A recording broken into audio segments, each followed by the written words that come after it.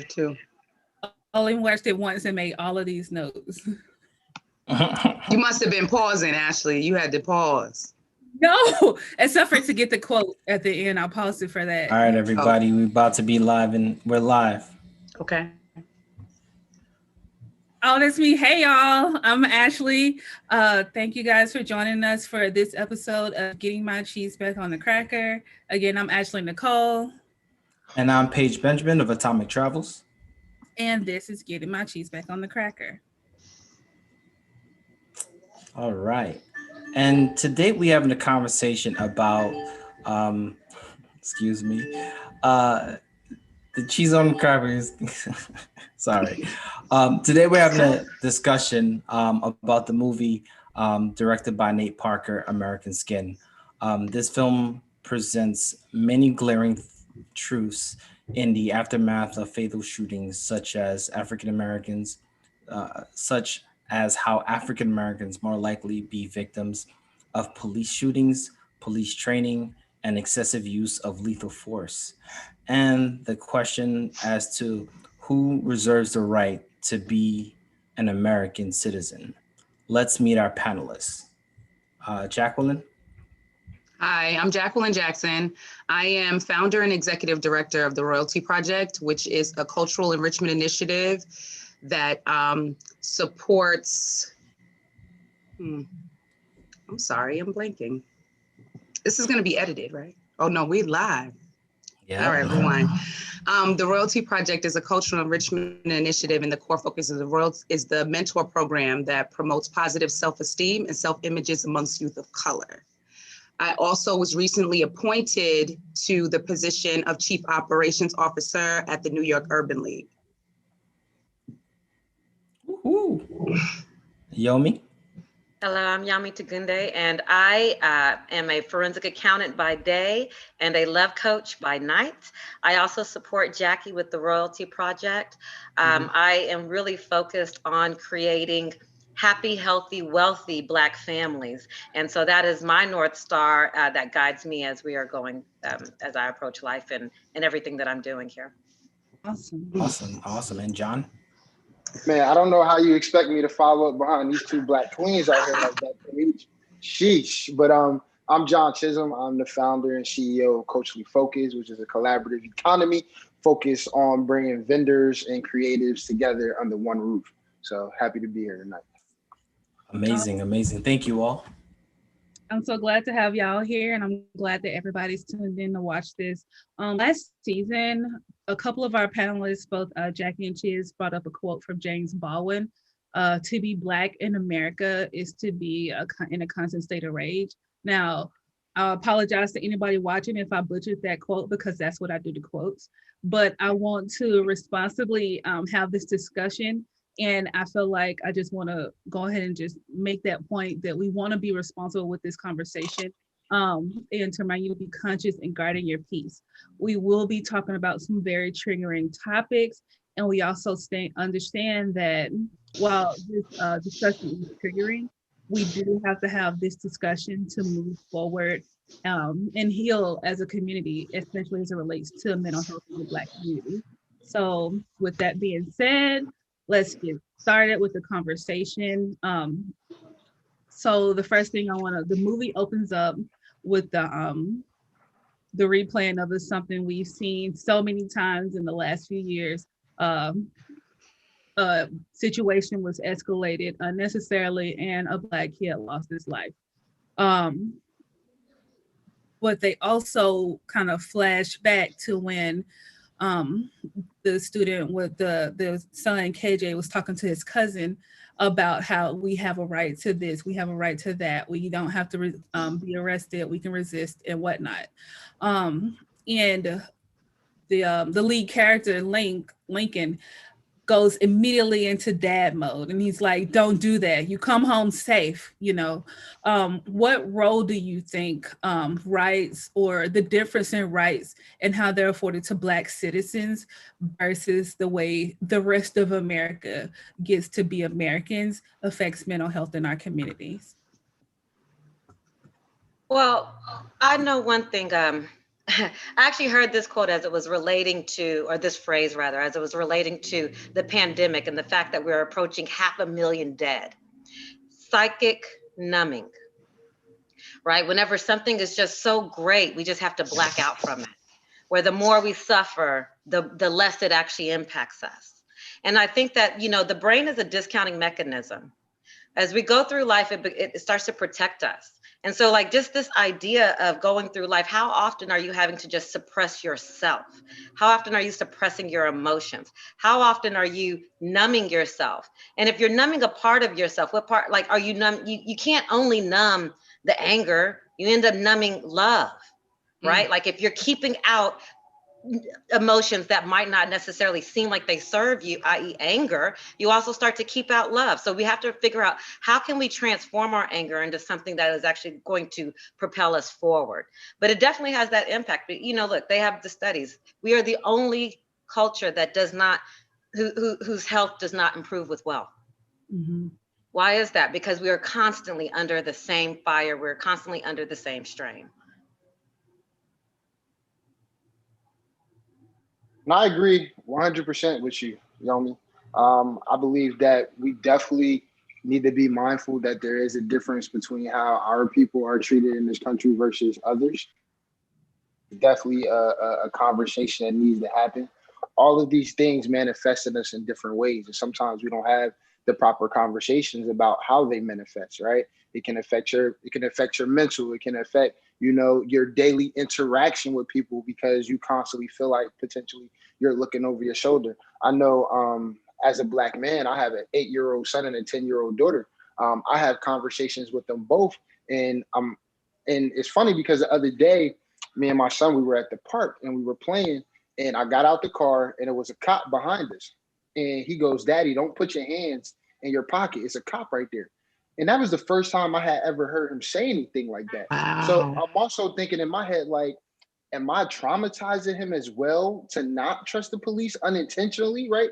Because he sees these movies like American Skin. I try not to hide that stuff from him because I know it's an important conversation, but I try to have that dialogue as well about it because he's getting to that age. What, Tamir Rice was only, 12 or 11 or something like that? Mm-hmm. Mm-hmm. So our son's 5 years removed from being Tamir Rice, so it definitely affects our mental. We have to be honest about those conversations. And I think we need to explain it to our children. We need to explain it to our people, how that manifests within our psyche. But then as well is we still got to be honest. We still got to have those conversations because if you don't, it can legit be the difference between, like Link said, between you coming home to me at the end of the night and between, a police officer taking your life. So it's definitely a traumatizing experience. We got to be honest about that conversation. But unfortunately, as long as we're here in America in these current times, it's a necessary conversation as well. So I want to. I have a question real quick. Go ahead. Go ahead, Ashley. So Chiz, so you're, I think you may be the only one on this panel that actually has children. And I think it was like kind of crazy how when Link heard his son having that discussion about, I have a right to question police or to make a citizen's arrest. And how did your son react seeing that part of the movie, but also knowing the very real reality that he can't exercise that right? Well, I'll be honest. He sat there. He was like, "You better listen to your dad. You better listen to your dad." Is really what he was saying. But I mean, I put myself in Link's position as well because we try to teach our children to be strong. We try to teach them to be upright, and to know when to bend but not when to break. And those conversations with police officers, quite honestly, as a Black male, we have to, somewhat take a servant type of leadership role when dealing with them. We have to be able to calm them down, which is unfortunate, right? So, I mean, it's hard explaining it to him, but being that I don't necessarily shy away from conversations like that with him, he understands both sides of it. He understands that police officers are good people, but at the same time, you still need to be mindful of your actions and how you interact with them as well. So, yeah, he was kind of all over the place with it, but it was definitely funny, but at the same time informative to see his reaction to that situation. Mhm. No, you said something that I think we have to be really, that I think is really powerful, about leadership. And I think where we have to be able to manage this conversation is from a place of empowerment. Have you laid the groundwork? Have you laid a foundation for your child such that he knows his worth? Have you laid a foundation for your child such that he knows his power? Right? Because there's a difference whenever you're having these various interactions and you're in this place of, are you sourcing it from fear, or are you sourcing it from, I can control this situation? And there's a different level of power that occurs in that as you're growing up.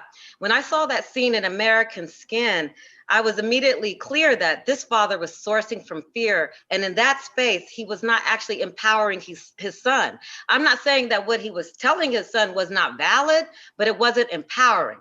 Whenever you tell your son, hey, you actually have to lead from the back on this one, you're letting him know he's still a leader and that somebody else is out of control, that somebody else is lacking, that somebody else is intimidated by your power. And that gives you, like, you can approach a situation a little bit differently because you're not sourcing out of fear.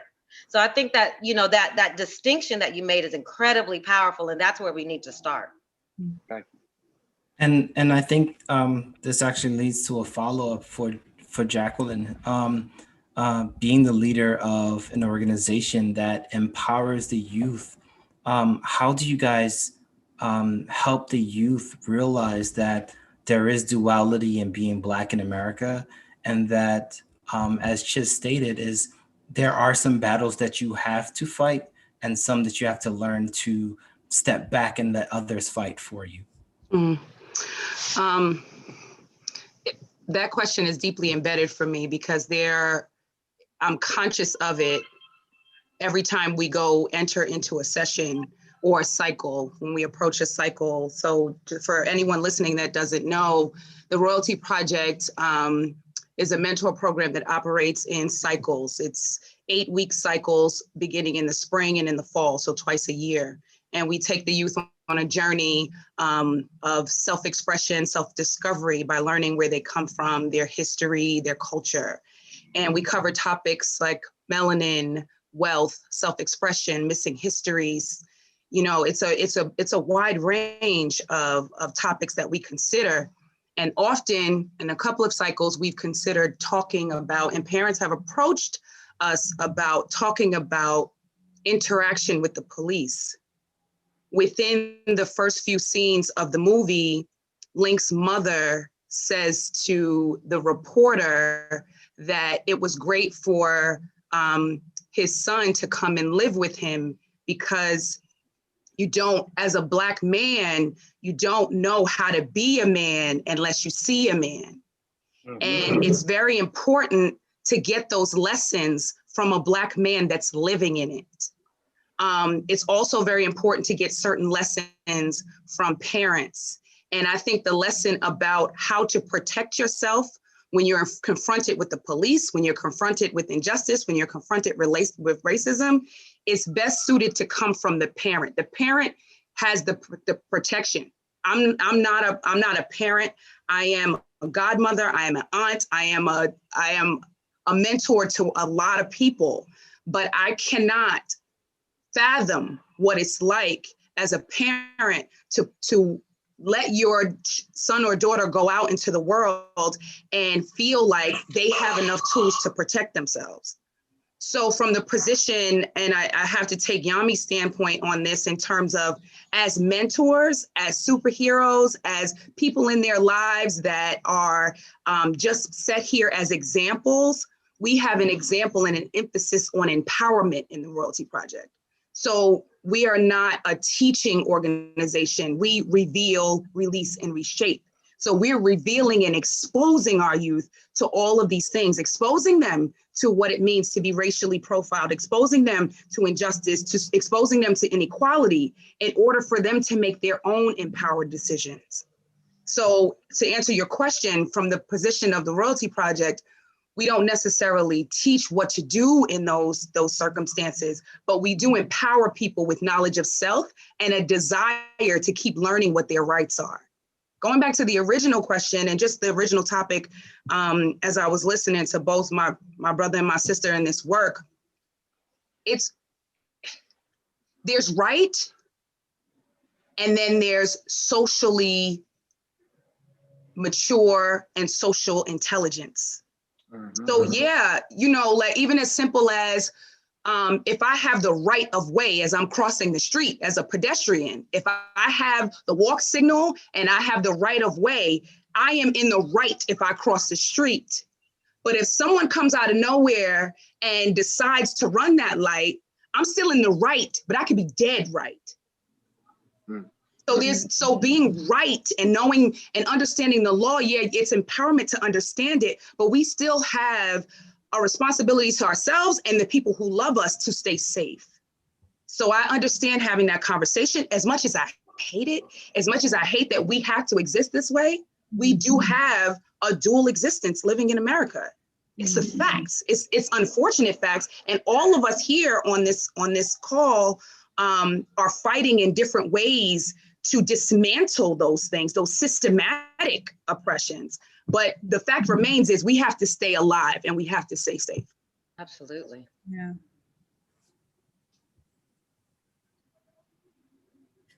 I just want to throw this thing out there. Police are not good people. They are people.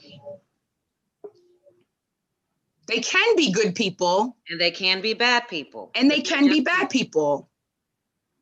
So can white people, so can Black people. Exactly. They can be good people, they can be bad people. They can be a little bit of both. And that probably is why we're having such a hard time, because there are no clear lines. People are both. All people are both. Exactly. I think that's a great point to bring up the quote that was kind of like the game changer in the movie when they were, sorry, spoiler alert if you haven't seen it, but they were having like their literary session, and the student was like, nations aren't great because they oppress, but because they liberate, not because they kill, but because they heal. Police and soldiers should be the gatekeepers of that truth, and they should protect it with their lives. Basically, it was like the decision to sacrifice a civilian or the decision to sacrifice a police officer. I think that was, to me, like, I'm not anti-police, but because I have like family members that are police, but I think a lot of America's issue is that we're placing police in a separate superhuman category that they're not really doing a good job of earning right now. Like, they're protected by our worship, but they're just people like us.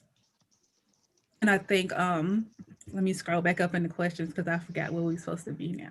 Yeah, I think I got the next one. So the film painted a picture of Link having served 2 tours and coming back not being able to work, right? Whether police or military members of the military services, we find that some of them are unable to find work beyond, let's say, retirement or once their tours are over. This seems to be more of a Black vet issue versus the others. Do we feel as though that this is something that is based on the demographics of these individuals, or do we feel as though that veterans in general are under marginalized? I'm probably not using the right word, but do we feel as though that, veterans are not really giving their just due after having served? This a quote that I always remember is, they say, when America catches a cold, the Black community catches the flu. Yeah. So I will say that I think for vets as a whole, it is definitely an issue. I mean, you see it amongst, various different colors because of the trauma that they experience when they're over there. When they come back, it's hard for them to assimilate, back into society. But I will say that once again, it's an issue amongst all, but we definitely see it a lot more amongst our vets, just because it's already hard enough for us on a regular basis, to find jobs and, equal employment. Mm-hmm. But the way that Link was treated, I mean, we see it all the time. And I don't think the Army necessarily does a good job with, training a lot of those vets to be able to go back into civilian jobs. And I say that kind of from a firsthand experience. My father retired a lieutenant colonel after 25 years, but he was very, strategic and intentional about how he transitioned from being an artillery soldier, into the human resources department. So when he left, he was able to bring some of those skills over. So I think it's a conversation on a wider spectrum. But it definitely affects us, and you can see the effect that it had on Link. I mean, not even necessarily Link either. You can see the effect that it kind of had on Amari Hardwick's role in it as well. What some level of trauma from being in that war, gave to them, and what they were getting back from our country. We know this country has a great issue with honoring those vets in that capacity. So I hope that answered some of the question there.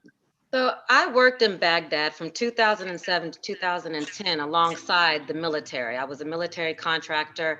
I was there to make sure that basically that, the company I worked for provided services for the military. We were the help, So in that space, though, I was able to really get to know a lot of people. I communed with a lot of military.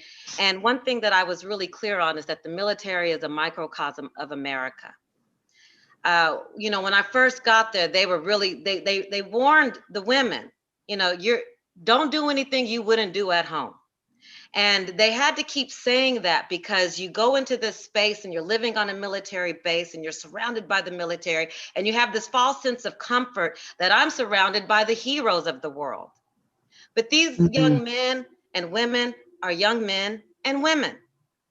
And they have chosen to take on an enormous task. And I was nothing but thankful for that in terms of what it's doing for our country and for the world at large. But we're still talking about men and women, human beings, people. Good and bad exist within both of us. So when they said, don't go walking at night because you might get raped, that might happen to me in America, just like it might happen to me on a military base. And just like it happened to some women in America, just like it happened to some women on that military base. And so I say that to say it's also a microcosm of America in terms of the jobs that we're getting, in terms of the jobs that our young men that young Black men are being encouraged to take on. Some men go into the military and come out engineers. Other men come out knowing how to shoot a gun. And so there's a conversation that we have to have about, again, empowering, because you're not going to the military to just escape your life for 4 years. You're going to the military to gain skills and access. We have to make sure we're instilling that you are worthy of becoming an engineer whenever you leave the military. You're not just meant to be an infantryman. There's more for you to do. So as you're there, start being strategic like Chiz's father did. Start figuring out, where do you go? Make sure you use that GI Bill. These conversations are not happening with our people. They're not happening on a widely enough scale because, again, we're talking about people, human beings. And the military, the American military is a microcosm of America. And we already know that America is rooted foundationally in racism and in keeping certain people at a certain level. And that happens throughout every career, throughout whatever. And so these are the things that we actually have to challenge. We can no longer operate as though we are just accepting the narrative. We have to be really plain about the fact that there's a narrative for them and then there's a narrative for us, and that's just a fact. And we have to take control of that. Okay. Jackie, do you have anything to add? I think they pretty much covered it. There was a part of it that actually you were starting to go on this journey and the difference between the soldiers that commit to serve in the military and U.S. military and the police. And the quote in the movie was something like, they are told they protect liberty with their lives because that's how they're trained. But police, as we learned, not even learned, but just reiterated from the movie, are trained to go home. So in terms of the training and talking about systematic racism, as both my colleagues just referenced, it's in the training. So in the military, you are told to protect America. Mm-hmm. And as a police officer, you are trained to protect yourself. Mm-hmm. It's the only thing I would add in order not to be redundant, because they pretty much covered a lot. Appreciate it. Thank you. So, okay, so here's one of the bigger things for me. I guess we're all about the same age, so I think we kind of enter at the dang it, the dude's name just slipped my mind that quick. The one from A Different World when they were riding, Rodney King. We all entered the scene at Rodney King, right? When I guess this is like one of the first cases of like, but it was on video. They saw him beating the shit out, dude. So they saw him getting beat up or whatever. So clearly the police are gonna get charged, and then they weren't. And then now we have social media, and that's literally why the son was killed in this, because he was trying to make sure he got it all on film. One of the biggest points of contention is that we have been telling people we don't have justice. We don't have justice. We don't have justice. Even with George Floyd, it happened. And the thing now, we're all in like Corona, so people had to see it. Like, you wasn't out in the street, so you saw it on the news, you saw it on social media, you couldn't miss it. But one of the biggest points of contention is, even though they see it, they can't look away. We're still not getting the justice that we deserve. What steps do you believe are kind of causing this? And I know the answer. I have an idea of the answer, but grand jury selection, investigating police officers, indicting police officers. What things do you think negatively affect that process? And do you think it would put our communities at ease to change the way these situations are investigated and get justice? The biggest things we need to figure out how. Oh, go ahead, Jack. You got it. Go ahead, John. Okay. All right. So I think one of the biggest things that we need to change try to change is the laws within that system. That is what is protecting these police officers. One of the main things that I'm an advocate for is getting rid of qualified immunity for police officers. I think that is a very big thing. You have to have something to hold them accountable. We do not have that.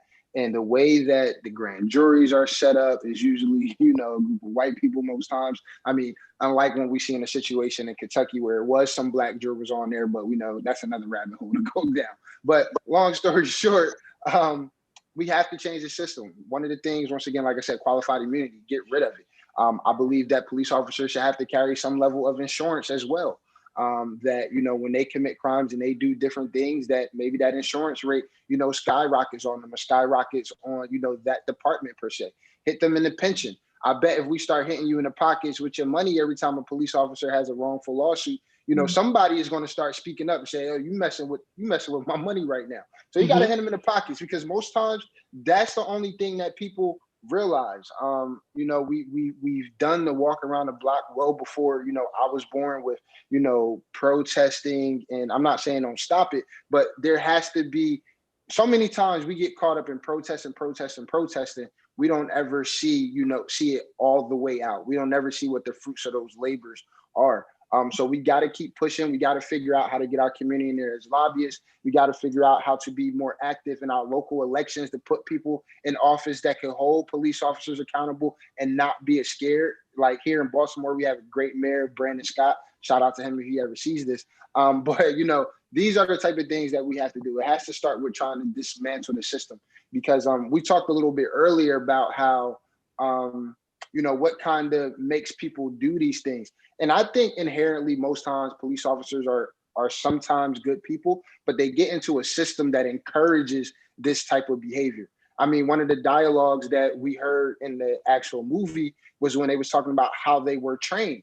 And I think there's a lot of truth to that. I won't sit here and act like I'm an expert, but I believe there is a lot of truth to in regards to, the whole racial profile. I come from New Jersey. We are a police state. Racial profiling is what they do. I experienced it firsthand, but I think inherently in their mind, they really think that they're doing their job and doing the correct way because that's how they are trained and that's what the system protects. So that's my feelings on it. Thank you. The last part of the question you asked, will it put people at ease? Revolution or reform, and thankfully so, doesn't require for people to be at ease. I think there's been so much damage that there's a large portion of the population that's always going to flinch. That's always going to feel the trauma, no matter what the change that's happening. Because one, the change takes time, and the people that have gone through it and experienced it either firsthand or secondhand or just continuously watching it on TV, it's not going to put them at ease, but that doesn't mean we don't do it. And I want to say this. I think that we have to start really, and I'm going to say it again, and I know that this is unpopular. We got to get away from deciding if police are good or bad. Again, they are just people. Period. And in that space, one thing, to say in terms of one of the things that needs to change is they need some KPIs, as they call it, in key performance indicators, as they call it in corporate America, or the duty to intervene. If your team goes out and fails, all of you fail because one fool messed up. So what do? Stop that one from messing up, because you can't say, oh, that was a bad apple. What happens when a bad apple is in the basket? All that rot spreads. The whole basket. The whole basket goes bad. So there has to be a duty to intervene. Kick that bad apple out. If you really want to be respected from that, you have to kick that bad apple out. And then the other thing for me is we got to get really plain about what America is. There's no changing. There's revolutionizing. That's it. We got to start from the bottom up, because we can't sit here and try to change minds, because there's too much to lose on their side. I wouldn't want to change if I get to walk around with impunity. I wouldn't want to change if the world has been catered to me. I wouldn't they've got way more to lose. Right. So we have to actually stop messing around with changing people's minds. That's not it. We got to revolutionize the entire system. And we do need to start with ourselves. And that's with us getting very plain about the fact that I'm no longer here to make you comfortable. We have to get away from that false sense of inefficacy. We matter. You see what happened in Georgia? If we don't know that we have power, we will never use it. That's how you start to change these systems. We have to actually understand who is sitting, which one of these positions are elected. And then if we have this elected person, who are they going to appoint? And then we have to be able to start to hold them accountable. Who is going to be in that jury? How many of you want to be on a jury? Nobody wants to be on a jury. I've sat through jury selections and watched people come up with the best excuses. I've watched us come up with the best excuses to not sit in the jury. And then we'll raise our hand and say, well, I have a problem with police. No, we got to start training our people to know how to get selected for the jury. I love police. They're good people. That's what we need to say to make sure we get sat on that jury, because we can't make a change. We can't make sure that jury is a representative of us if we're not willing to be there. So we have to take certain sacrifices and take certain hits to be part of this, because it's not you, it's much bigger. We have to really step up in a way that we get that this is much bigger than myself. That's the only way we can really take some of those hits and be uncomfortable with it. Because like you said, revolution doesn't take comfort. Right. And I agree with that. One of the things that, and I think the jury part is something that we really need to drive into our community, right? The biggest issue with jury selection, as you said, is people try to evade it as much as possible. Right. But at the same time, the lawyers responsible for that case have a heavy hand in determining who would be fit to serve on a jury. Absolutely. And so, finding a parent, so based on that alone, we have people that would love to serve on the jury. and would love to be able to do that. But due to socioeconomic challenges, a lot of them can't, you know what I mean? And although there are laws to protect people to protect people's jobs, a lot of people don't know that, right? And I think part of it is educating our people on how the system can work for us and how we can help improve from within. Like you said, it's a matter of infiltration, right? If we are able to infiltrate all offices throughout the legislative branch, we are able to make a change that can impact the world, right? Look at Stacey Abrams and the impact she's had in Georgia, and being able to turn over, Georgia to our side, right? And look at all the little things that we've been able to do over the course of 4 years. Unfortunately, it took 4 years, but 4 years to now be the majority in Congress. That's a huge feat. And that's something that we can't let stop because we have Kamala and Biden in office, right? I think to both of your points, and as well as Shiz, the revolution doesn't stop here. It continues. And in order for us to continue to reach the promised land, so to speak, we have to continue to infiltrate. Until every seat is blue, we're going to continue to have these problems, and there are going to be obstacles for us to meet that goal. But to your point, it's important that we kind of focus on, all right, at the lowest, and I want to say not necessarily lowest, let's look at city council. From city council determining who gets what permits, who gets what projects, approving redlining of certain communities, right? There's a lot of that goes into play that, to your points, we really need to focus on starting at the grassroots level. Revolution doesn't necessarily have to be everybody in the forefront, behind the scenes, politicians, we're going to call it your clergy, we have to start educating people in the legislative processes at all levels in order to make sure that, we are heard and we have a voice. Mm-hmm.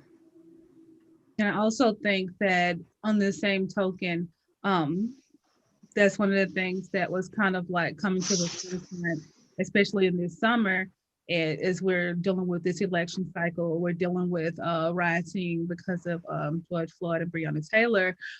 We have to get that type of responsibility to mentally protect our own peace.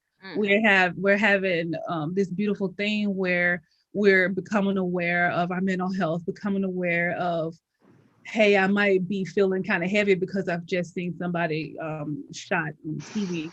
And it's just a matter of how do we do that work that needs to be done as far as advocating, getting active on the local level, but also do the work to protect my peace, to build my mental, to get to a healthy place, to be able to come stand and do that work. Everybody's not supposed to be out there protesting. Some people have to make the signs. Some people have to post the event on Facebook and let you know when to meet. Some people have to go get the permit, things like that. So I think there's a lot of work to be done mental health wise, but our community, we got so many things we got to put on the bulletin board so that we can grow in the Black community and kind of get healthy and kind of healed. Police, politics, mental health. There's a lot there. That wasn't a question. I know it sounded like it had a question. I was ready to go. It was a question. It sounded like a nice sermon. I'm sorry, I said that question mark and there was no question words. I'm sorry. Oh no, but do feel free to chime in on that because I think she touched on a lot. I mean, before we completely move to how we all keep saying in the midst of all of this chaos, I think we threw around a term a little bit without going full circle on what that term really means for us. And we've talked about legislation and reform and systematic transformation, but we talked also about revolution. And revolution is violent. Revolution is an explosion. And if we're talking revolution, and in your earlier question, Ashley, about how do we police ourselves? How do we police our own communities? What is the action, or what is the consequence for Black life? There are things that we need to be talking about, and maybe not necessarily on a YouTube live, but there needs to be consequences for taking Black lives. And if we're going to talk about revolution, we need to talk about it all the way from the ballot, from like Yami was talking about, actually serving on a jury, but then actually talking about when action happens to people in my community, what does my community do? We can't wait for things to happen outside of our community. We have to figure out what our course of action is when justice isn't served. Okay, Sister Malcolm. Yeah, I agree with you 100%. I think one, to your point about us necessarily having that conversation on here, that's another thing that we need to figure out within our community, is a safe space to have those conversations. You know, to talk about, you know, how we come together, you know, to hold each other accountable. And I think the underlying word to us having a successful revolution is the unity aspect. So we talked about, you know, how can we come together as a people? I think we all got to realize we play a role one way or another, be it if it's a big role or a small role. To be quite honest, no role is bigger than the other, because if you're doing what you can do within your own circle, and that's all we can ask for. You know, I think everyone on here in one way or another, well, I know in one way or another, we are all pulling our weight within our individual communities to try to inspire, connect, you know, teach people. You know, the one thing we like to use is unify, inform, and liberate. We're all doing that within our own, you know, capacity. And if we could get everyone just to be on that same wavelength, to be like, yo, sis, yo, bro, I'm not your enemy. You know, you got something to bring to the table. I got something to bring to the table. Let's pull up these chairs and let's figure out how we navigate and how we grow together, right? I think sometimes it's too much competition within our community where like, yo, I got it.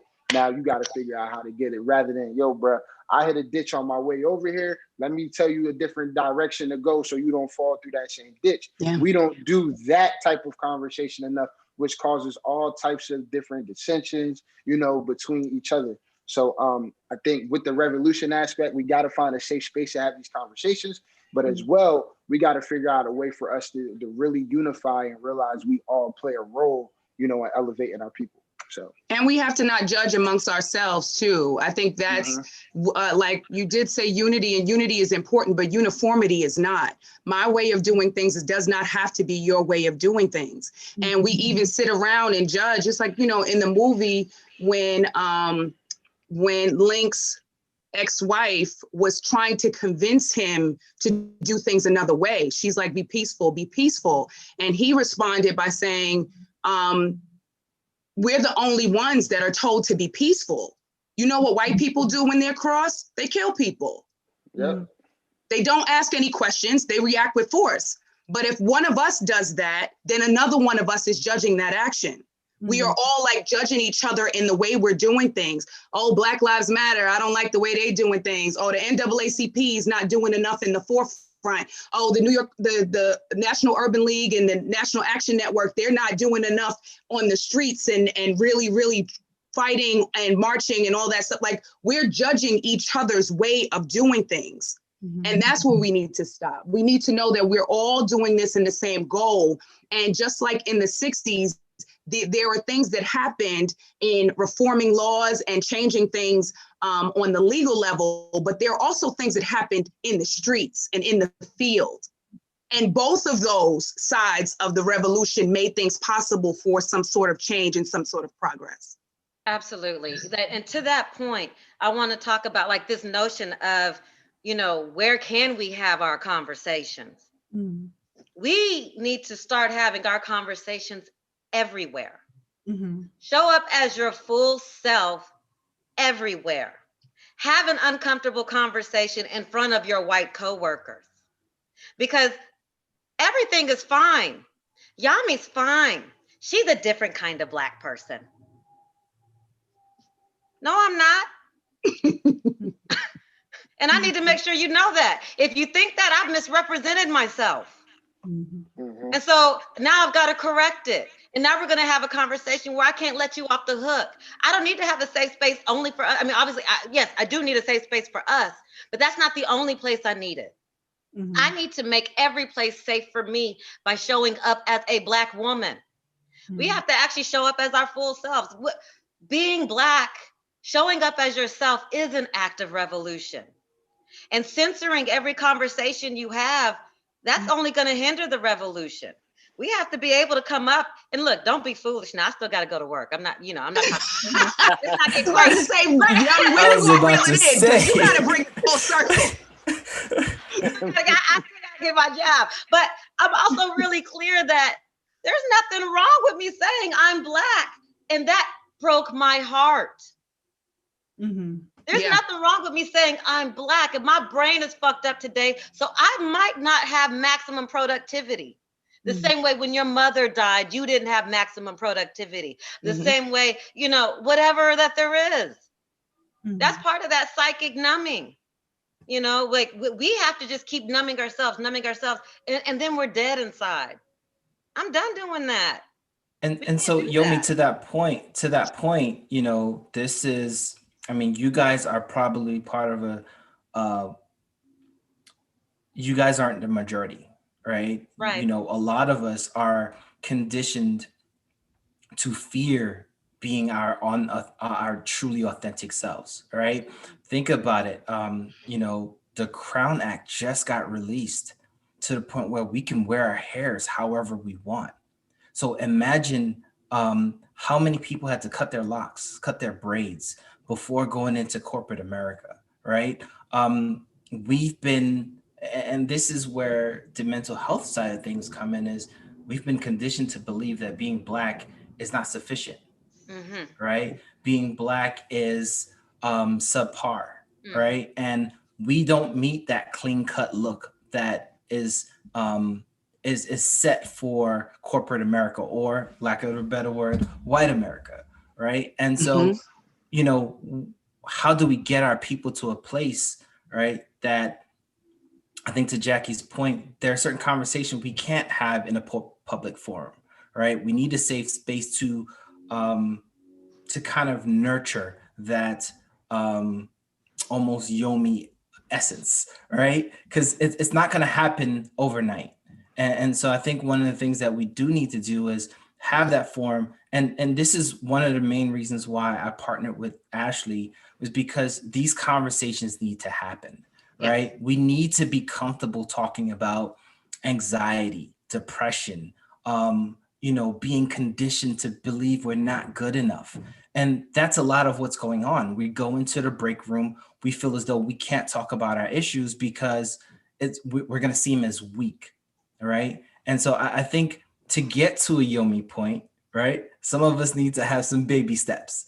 And I think this is kind of part of that conversation where we have amazing people like you to show that is possible to get there, right? I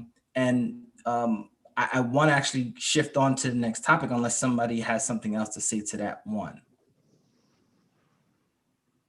Good. Unless you want me to drop a shameless plug, Jackie and I are creating corporate revolutionaries. Be on the lookout. We're coming out next month. But okay, get it. For this conversation and help you develop strategies and we're working on it.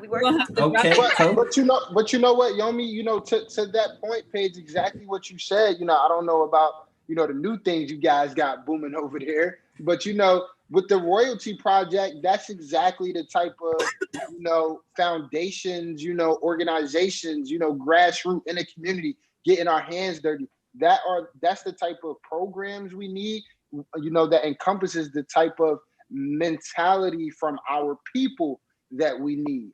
So when we talk about just trying to instill power and faith in our people alone, that is so powerful, to be able to tell a young teenager that you are beautiful, that the way that your hair grows naturally out of his head is a good thing, that you can grow up to be anything that you want to be, because there are still factions of society that are not allowing Black kids to dream like that, and to understand, like you brought up the crown legislation, where we couldn't wear our hair how we wanted to. Like, that's something that just recently passed. Like, that is major. And a lot of people don't understand that. And honestly, some people within our own culture, don't understand how they've been manipulated, wrenched, drugged through the dirt, and been taught to believe one thing and that is not. So as we continue to have conversations on platforms like this, it's important. But, an organization like the Royalty Project is doing,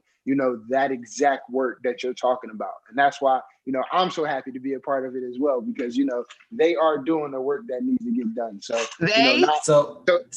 They we are doing the work. You see, I was trying, Jackie. So Shiz, you just. Can I just squeeze one more thing hold in? on, I'm gonna give it to you. So it's like Shiz, I hold on a second.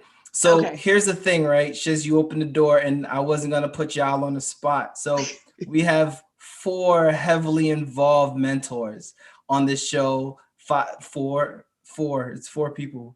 4 mentors, but 5 heavily involved. In the Royalty Project, we talk about building up to the Yomi effect, right? To the Madam Malcolm effect and culturally focused effect, right? Tell us how the Royalty Project does this. And I think since everyone on here has been involved in one shape or form, I would love you all to kind of give your insight as to how you feel as though that and Jackie, you go last, right? I want to go first. I got something to start it with. Okay. So the question is, how do you feel, in your perspective, the Royalty Project is preparing the youth to be so empowered that they can be like Jackie, Chiz, Yomi, and Ashley? When we started the Royalty Project, we used to call it a mentor program.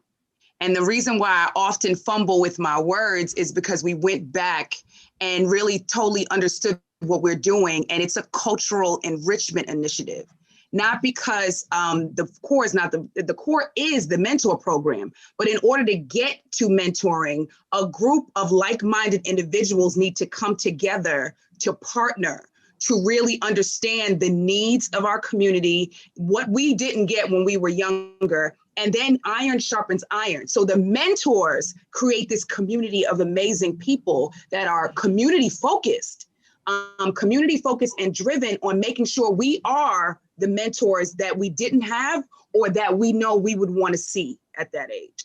So I think it's even though it is our core function is empowering youth, before we even get to empowering youth, we make sure we enrich each other. Okay. I want to go next. So this was my first year as a Royalty Project mentor / mentee, because I grew as much as those children did.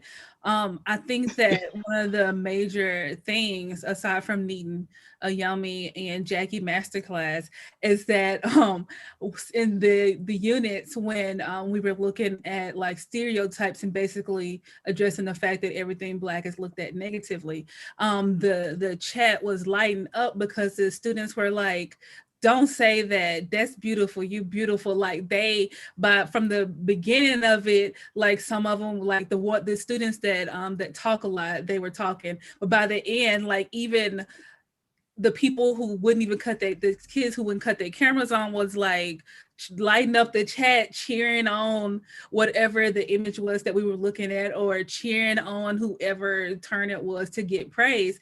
And it's like just that quick, and just what was it, like 2 hours? In just 2 hours, we literally changed the way those kids looked at beauty, the way those kids looked at wealth, the way those kids looked at all those different aspects. And even me, grown up, like I'm sitting there like, oh my goodness, I am great. Thank you, Jackie. Yes, you are. So y'all need to sign your kids up for the Royalty Project spring cycle. I put the link in the video. I'm just saying. Spring cycle begins April 21st. It is a 7-week or 8-week long cycle. Just so you know, go to the royaltyproject.org for all the information. Y'all better get with it too when y'all hear this. But I think Paige, to your point, I mean, I think, Marcus Garvey summed up the quote perfectly when you said, a people without the knowledge of their past history, origin and culture is like a tree without roots, right? Mhm. So how can we expect for our children and for our culture to grow to its full potential when we lack some of the very basic things, which is self-knowledge, right? Yeah.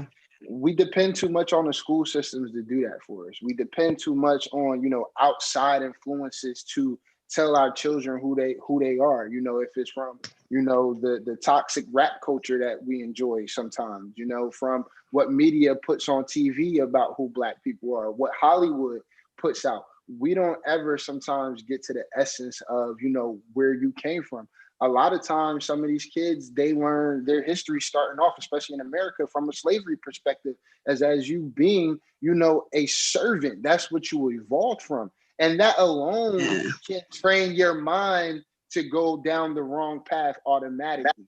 So it's important to show like this is, the loins of what you came from people like Imhotep, from people like, Dr. Kwame Nkrumah, from Nelson Mandela, that type of strength. And we could go on and on back to, Nefertiti and all those different things, right? Yep. But the point is that we have to provide that generation that's coming up with strong, positive examples of who they can be, where they come from, and how they can tap into that culture, that spirituality, and just that natural, self acknowledgement of who I am and what I can be.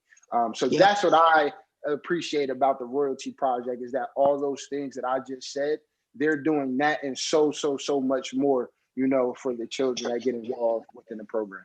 Mhm. And for That's me, coming up in April, so don't forget to sign up.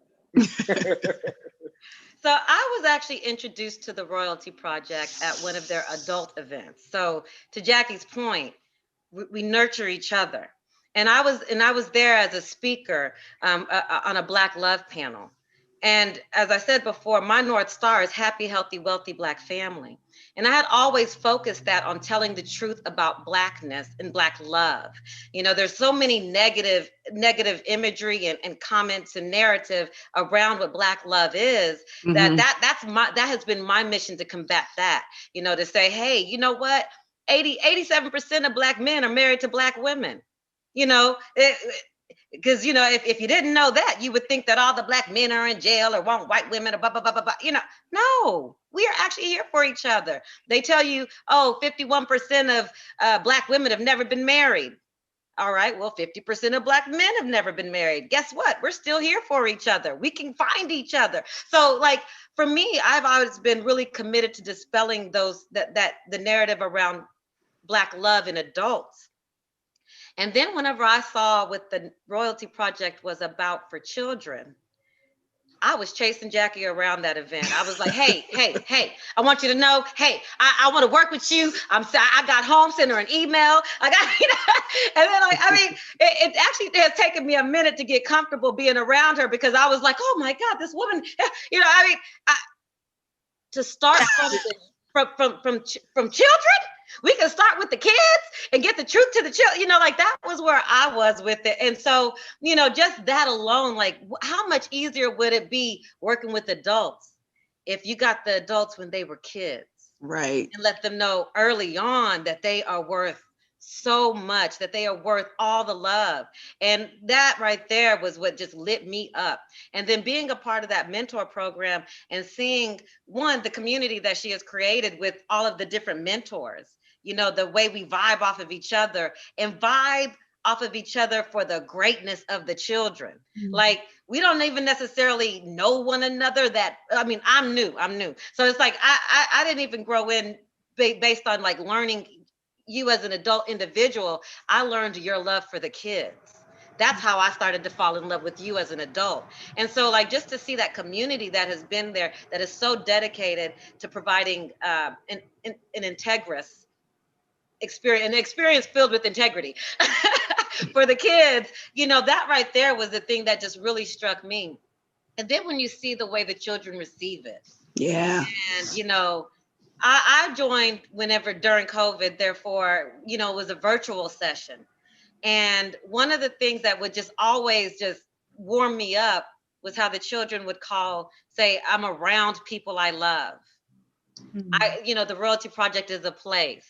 Those were the things, like, that's how strong it was, that our love went into the ether, and actually like connected us that way. So for me, I love what it is, what it's about, the fact that we are here empowering our youth from day one, letting them know that they're amazing from day one, and revealing the truth of who they are from childhood. And not empowering them based on our titles, based on our personal achievements, based on our accomplishments. I don't think we ever really revealed to each other what our job titles are, what awards we've won, what accolades we have. Right. We come in as Jackie, Yami, John, Ashley, and we come professing and protecting what it is to be Black and boasting about the richness of our culture. Mm-hmm. And that's the amazing part about the program, right? The reason I wanted to make sure you guys talk about that is you guys talked about one big thing to lead to the revolutionary, right? You guys are breaking the cycle of the school to prison pipeline, right? Yeah. Even if it's 20 kids at a time, think about it, right? They've conditioned the school systems to be a pipeline to support these programs. And by empowering these youth, by teaching them wealth, their melanin, their culture, and so much more, and then showing them that there are others that doing it just like them. Like, it's huge, because one thing that they don't see, I think, to Chiz's point, is that all they see is the negative on TV all day.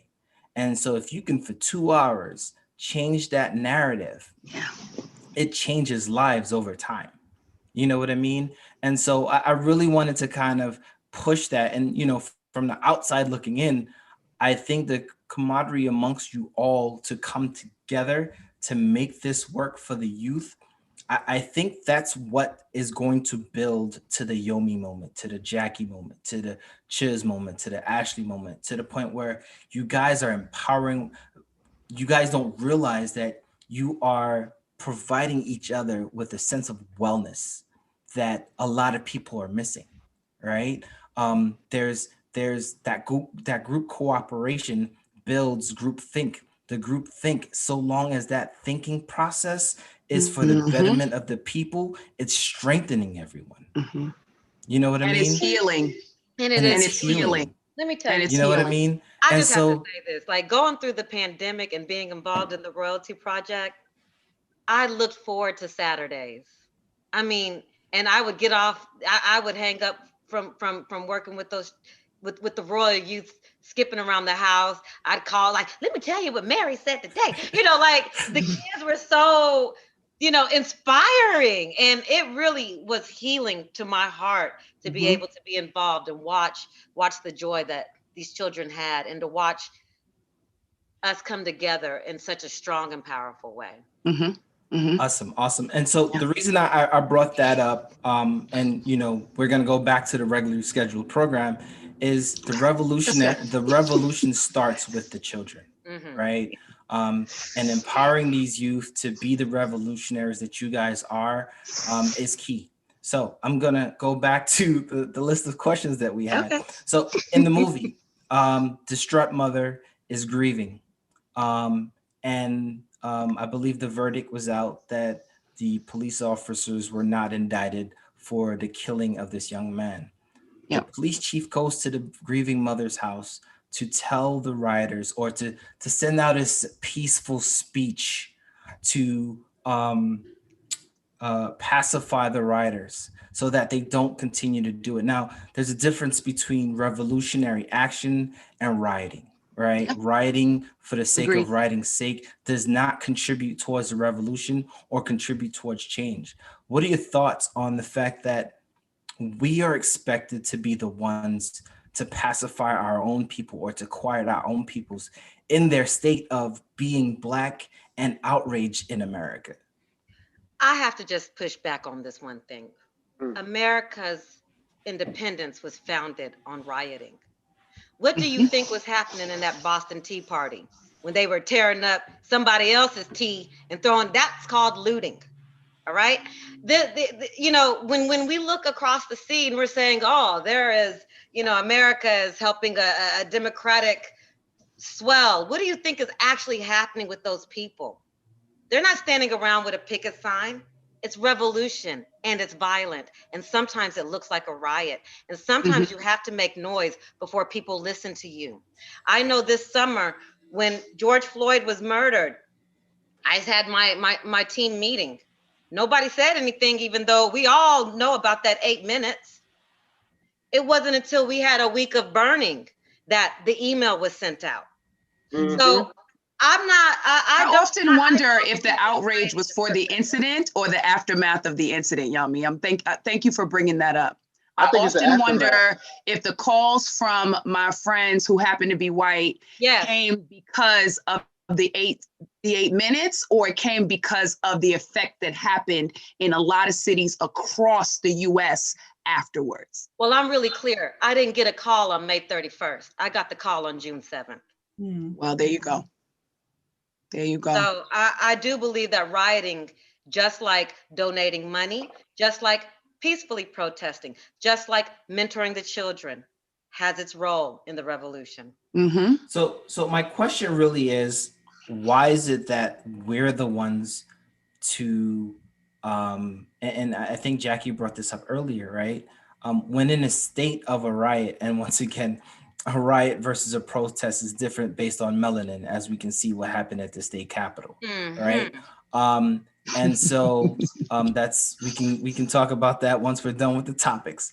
But in the movie, the police chief reached out to the grieving mother to be the one to ask for peace. Why is it that we're the ones that always have to be the, I don't want to say bearer of bad news, but the bearer of please stop rioting, or please stop treating such and such a way? Why is it that we have to be the ones to say this and it can't be said by someone else?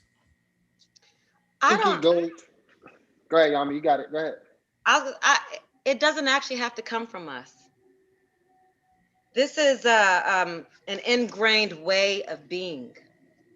We don't actually need to send a Black rep, because we are on the end of a one-sided agreement where we are supposed to forgive.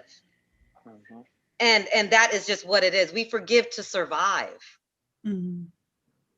We forgive for our we forgive to not have to carry it.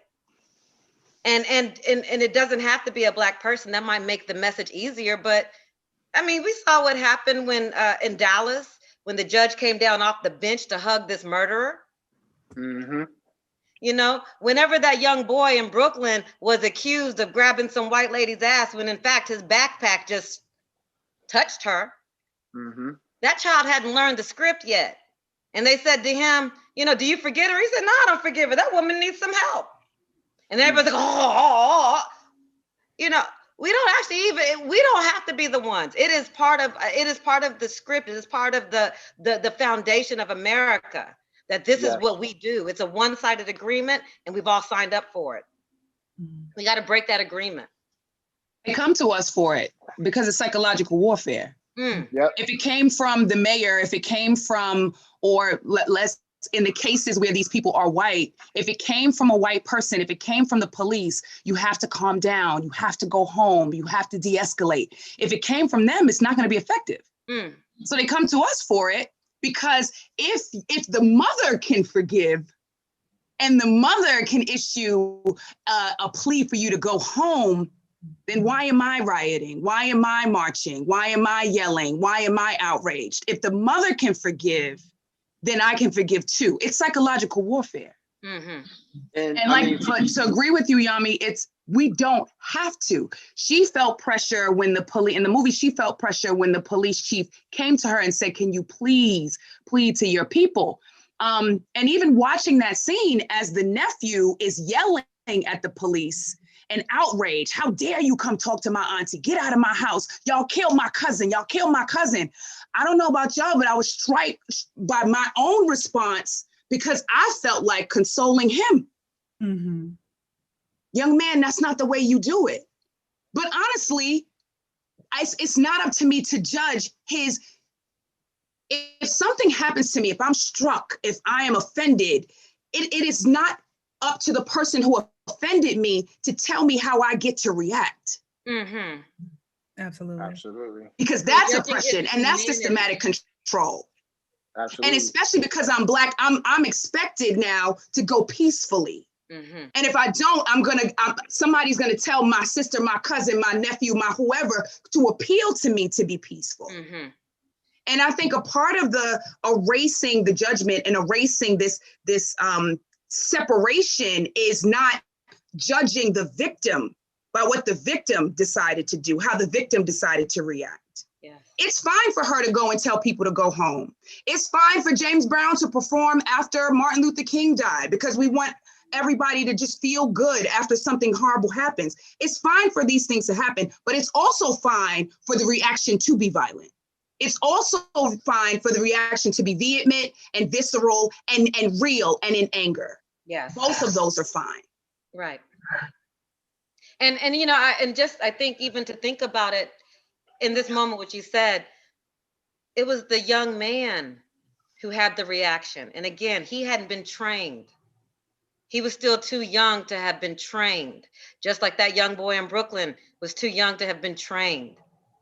You know, we're told what is right and how we were supposed to behave.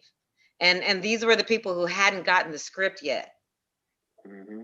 It's not even that. The further we get removed from slavery and Jim Crow and segregation and all these things, the more generations start feeling like it's their right to be free. It's their right for justice. We feel like we have to ask for it. We feel like we have almost sometimes like we don't deserve it. Mm-hmm. They feel like the younger ones feel like it's supposed to happen. Yes. We feel like we have to ask for it. They feel entitled to it. Yes. And yes, I love it. I think Shiz had a point. Oh, Shiz, jump on in, King. Hey, you man, gotta jump in. You got two strong Jump queens on in, with you, King. brother. Hey, You got a hopscotch up in here, man. Hey, look, man, I've learned to respect where I come from, and I come from a Black queen as well, so they got the floor. But it's not too much I could really add, because I think Yami and Jacqueline, you guys hit it all, you know, the nail right on the head. To be quite honest with you, the thing that I really just wanted to bring up was we really got to talk about the essence and how that trauma is passed down years over years over years, you know, through our DNA, to be quite honest with you. That we were never brought to this country to enjoy in the liberties and the freedoms of what America is. And that still plays out every day in these same exact situations. Because what do we see from history when on the plantation, when people were whipped and when people were chained, you know, and foots was cut off for, you know, trying to run and be a revolutionary, was that, oh, we're sorry, we shouldn't have done that. You know what I mean? We were kind of, you know, somewhat bred, quite honestly, to be docile and to be apologetic and to be, oh, you know, we didn't mean to do that, or you know, by somehow of being, you know, apologetic that, you know, harm won't come to us and that we'll be okay. So these are things that were engraved in our ancestors, you know, that some of them fought back and some of them just did the best they could to exactly what I think it was either Jackie or Yami said was, you know, was to survive, you know, and that's the instinct that's kicking in. It's traumatic. Survival. It's a very traumatic experience that we go through in this country. So you're talking about a black mother, you know, and we know that Black women, you know, are our strongest pillars in our communities, you know. So when she can come to the stage and she can say, hey, forgive, that hits home to us, because we understand what type of power, what type of strength it takes to forgive someone that took your son or to kill, you know, unnecessarily. So It appeals to a lot of people. But Jackie, I'm with you 100% when you say, you know, it's not our place, you know, to judge. Me personally, I'm more on, you know, the Omari Hardwick side with it. If you kill my son or my nephew, like, I don't know how I'm gonna react. I think I'm on the eye for an eye. But you know, it's not our place to judge. There's nothing wrong with, saying, based off of a religion conviction that, I forgive and I'm going to turn the other cheek. But there's nothing wrong with getting your Nat Turner on or your Denmark VC on at the same time, and taking out a couple of folks as well. So I'm with y'all 100%. But Jackie and Yami, you guys, did an outstanding job on hitting on the topics, for that, definitely. Ooh, that was hot. That's what you wanted.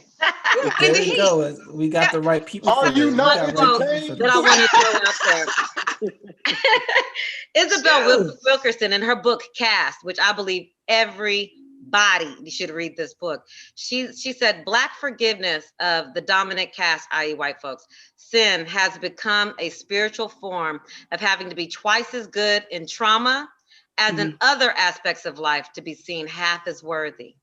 White people embrace narratives about forgiveness so they can pretend the world is a fairer place than it actually is, and that racism is merely a vestige of a painful past instead of this indelible part of our present. That was clear in the attitudes of the police in the movie. Clear. He was like, slavery. We still talking about that? That was so long ago. Yo, and that is conversation, clear. And I don't want to go left field here, but that conversation is so crazy to me. And as we celebrate Black History Month, I was reminded this month that Ruby Bridges is only 62 years old, I believe. Like, so when white people say, oh, that was so long ago, it's like, nah, she's still living. We just said she's your mother. Right. Like, so you got to understand that stuff didn't just go away. Slavery didn't just vanish. That making money off of Black people's back didn't vanish. It turned into, Angola State Prison. You know what I mean? It turned into, a form of mass incarceration. Like these things, their roots, it may not necessarily be, as outright and as egregious as slavery was, but it's still here and it still rears its ugly head on a consistent basis. And some people may say is way more, worse than what it was back then. But long story short, those things still exist, those systems still exist, and we still suffer from them to this very day. Absolutely. And I think so. Go ahead. Okay, so I think that's you bring up a great point when we're talking about those systems and the things that's in place in the movie. Like, so the big part of what happened was this unofficial trial, and when the officer was saying, "This is how we're trained. This is what we're supposed to do." Yada, yada. We're basically profiling the bad guys. We're doing everything we can to catch the bad guys before something happens. All of that, along with it's Black History Month, so we got to talk about COINTELPRO and our militarization of police, things of that nature. Even as simple as our communities being policed by people who aren't connected to the community. All of these things are literally legalized attacks on the Black community. How can we begin to recommend those policy updates or begin to kind of combat, like, quote unquote, I hope this video I hope they don't take our YouTube channel. America's attacking Black communities. How can we speak to that? Because every time there's something good, here comes COINTELPRO, here comes police departments with tanks and bulletproof vests and things of that nature for nonviolent protests. How can we combat against that and maintain our mental stability, I guess? You know what? That's the question. That's the question, Ashley. Yeah. It's a hard one, right? Because it's something that I'm very aware of. And when we talk about, I hear a lot of people nowadays, even myself, we say, like, where are the real Black leaders, as far as like the ones that are, akin to your MLKs, your Malcolm X, your Nat Turners, your Medgar Evers, your Fred Hamptons, those type of people. Where are those leaders that are in our community? And I really sat back and I thought about it. Between the 60s and the 70s, all of those leaders were exterminated. All of them. I mean? Each one you mentioned. Each one you mentioned, John. Exterminated. So when you do that, it creates a fear within the people that says, even if I stand up, even if I speak out, to these injustices, that if I take it to a certain level, I'm going to be cut down. I'm going to be killed. So it definitely takes some understanding, and quite frankly, it's going to take a lot of, I don't want to say the word I want to say, so I'm going to say it's going to take a lot of oomph, a lot of moxie, for our community to be willing to say, like, I'm going to step up, I'm going to do what I got to do, and if they take my life, I'm going to take it. But then, like, how many people are really willing, to lay their lives on the line for the revolution that we talk so vehemently about, right? Like, that's bloodshed. Are you really willing, to die for that? And to be quite honest with you, that's what I think the answer is to the question is, you got to be willing to die for this. You got to be willing to step up and say that I'm going to speak my truth no matter what. And if you come for me, you come for me. And that's what it's going to end up having to be, because I mean, it's funny that we were having this exact conversation, because on Friday, we get the Black Messiah, with I forget who's the gentleman, who is it, Daniel Lua? I probably said his name wrong, but he's playing Fred Hampton in that movie, and Fred Hampton was that revolutionary. Fred Hampton was that person that COINTELPRO, with the Black Panther Party, was afraid of creating. So all this stuff is systematic, but they are afraid of us. They are afraid of our power, as Yami, articulated so many times in different ways, that we gotta realize that we have that power. And once we yield it, some people might be taken out because they are going to be afraid. And to Jackie's point, that's what a revolution is sometimes. A revolution, takes bloodshed. A revolution, takes sacrifice. So we got to ask ourselves as a people, are we really ready for that? And I think the movie showed us at least a character depiction of somebody who is ready, who had the motivation and is ready to do that. And it was a movie, but it was the sacrifice, right? It was the big sacrifice. It was, I'm going to go through great lengths, and I'm probably going to die because of this.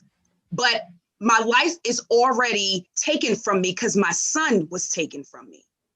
So now all I have to live for is to make sure anything I do from now on, it can prevent, even if it prevents at least one father, one mother from crying because one police officer decided to think twice before pulling the trigger. It's that sacrifice that needs to be made, along with people who are working hard on police reform.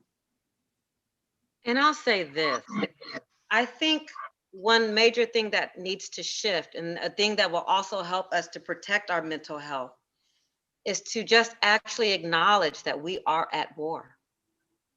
And once we accept that, you start to get tools for it. Because right now we keep moving through this like la-di-da-di-da, I'm just gonna try to live and hope I don't die. Nothing's happening. We have opportunities. We have chances. We're not in the same situation our forefathers were. We're in a better position. Everything's quiet great. when the police come. It doesn't exist. Lynching is not happening. We're not dying. These things are not happening. But all of those things are happening. We're being lynched whenever you're getting murdered by the police. We're missing out on opportunities whenever we go to work. Where all of these things are actually still happening. And as long as we pretend that we are not at war, we are always going to be blindsided. And so whenever we talk about developing tools, it doesn't have to be, okay, I'm out there in war, you rush out and get shot. No, now that we know that we're at war, you build a bunker, you get an army, you get some guns or education, all right? You get some cannons or become a judge. So we actually have to acknowledge that we are at war and that we are being attacked. Right there, as soon as you acknowledge the truth, have you ever been angry, and then you're just crying? And then as soon as you say, I'm angry, it's like a pressure valve, right? So like, instead of pretending that we're not under attack, just be like, yo, I'm under attack. As soon as we acknowledge the truth of it, it stops being so stressful. Because as long as we keep running out there pretending we're not under attack, we know that we might get shot. So if I acknowledge that I am under attack, I'll go ahead and smile. I'll lead from the back. I told my brother for all of his driver's license, smile in there, show all your teeth. So whenever they get this picture, they at least see a happy Black man, because they want to dehumanize you. Mm-hmm. And so as soon as they see you looking like a criminal in your driver's license, they're ready to make you a criminal. Mm-hmm. You know, I said, smile in these pictures, get strategic, send a spy over. All right. Have somebody, you know, like, be at war and be smarter than your enemy. And that's where I think we need to start to, that's how we preserve our mental health, by acknowledging the facts as they are and then working within them. Mm-hmm. Acknowledgement is key. Exactly. Yes, absolutely. Wow. So this leads me to kind of not necessarily the final question, but a good point in the movie, right? So trial is over. The jury, which wasn't a jury built of their peers, right? The police officers on trial, and the first thing they say is, well, this is not a jury of my peers. And They went in an uproar when they chose the young Black man to get on that jury. An uproar. Exactly. They were like, he's not my peer, or he's biased. They said he's biased because he was a young Black man similar to the person who was murdered. Right. So not understanding that that Black man was torn, right? Torn in making the decision to possibly taking this man's life. The part I really want to focus on is kind of something that the mom did, right? The mom came out and said her piece on, hey, I'm over it. Not over it, but, you know, I forgive them. And the jury comes back and finds the police officer guilty. Yeah. Right? The very tense moment in the movie, and Link decides to temper justice with mercy, by not killing the man, but showing them how we feel on the other side of that gun. I think that was a very powerful part of that scene, to show that revolution doesn't necessarily always have to end in turmoil or death, but in the fact that, do you see what you're feeling right now? Do you feel the sense of the pressure of the weight of the world on your shoulders and not knowing what's going to happen next? That's how we feel every single day of our lives. Tell us what you guys thought about that particular portion of that particular scene, and what you thought would have happened or should have happened.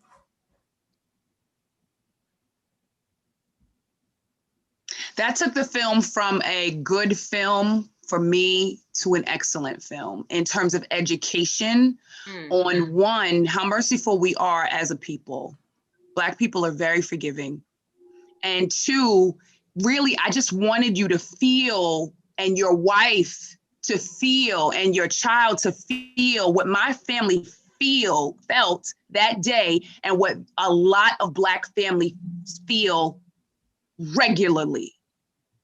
His wife was frantic that he might not come home. He was sobbing, and but still understanding that he put himself in that position. So you still can't totally feel what I feel, because I'm a victim in this.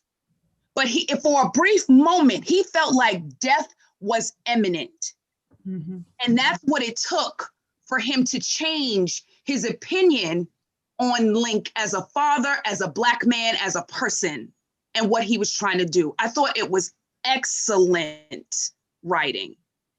And I'm so happy that the actors were so good, so that we can focus on the points of the movie rather than depict what else was going on. Everyone's emotion was so real and so raw, and so, like, to me, what I would have felt if I was any one of those characters in any of one of those kind of circumstances.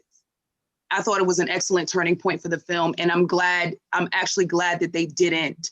As much as I am an advocate for an eye for an eye, and I'll put that on the public record, but I thought it was great for a film for that to be the message. And for me, it was about humanizing. Yeah.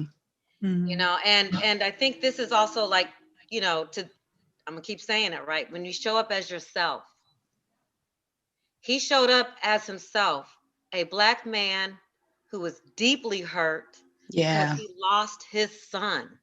And he is hurt and pissed and angry and all of the things a human being should be Mm-hmm. when their son has been unjustly ripped away from him.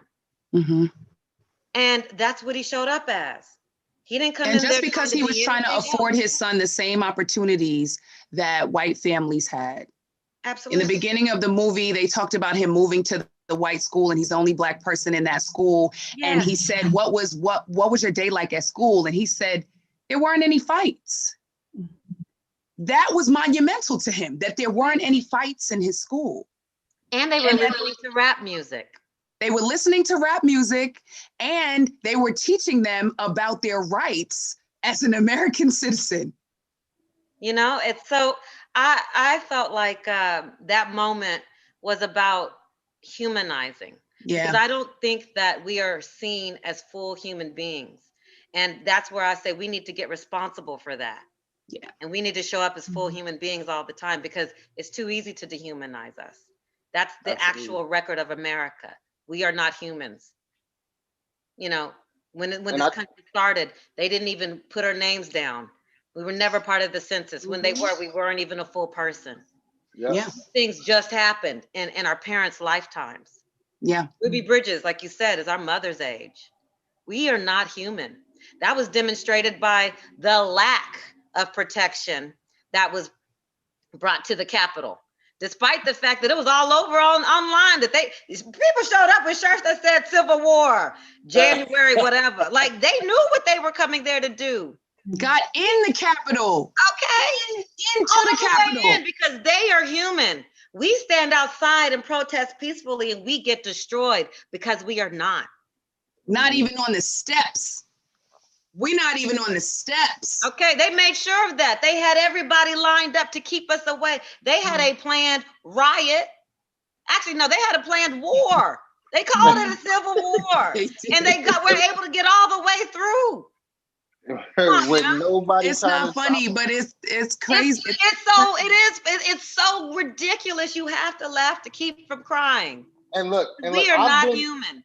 Absolutely. And I've been down there. So to see all that, I've been down there multiple times. You can see it all over, my Coachly Focus Instagram that, we've been down there protesting, with, the Black Lives Matter movement multiple times. And when we were down there, everything was cut off, snowplow trucks, police officers everywhere. So I'm like, for you to allow this to happen, it was very, very intentional. But I just want to circle back. It wasn't intentional. It was them not seeing themselves and only seeing us as less than human. That is their I'm saying that it was intentional on their behalf not to protect the Capitol in the capacity that it needed to be. But Paige, to circle back to your question, I just want to agree with Jackie and Yami on that last scene was definitely about humanizing us as a people. And I know a lot of it's controversial how it ended, but I think it was good that it ended that way because so many times we are still portrayed as being, not able to necessarily, not to be portrayed as savages. Let me say that, right? And I think that if he would have killed him at the end of that movie, the perception, not necessarily within our culture, but within other cultures who this movie was supposed to be used as a learning tool, would have saw him at the end as, oh, he's just what we think they are. They're savages. They're barbaric, this and that, knowing that we aren't really the true savages and barbarians. That's a conversation for another day too.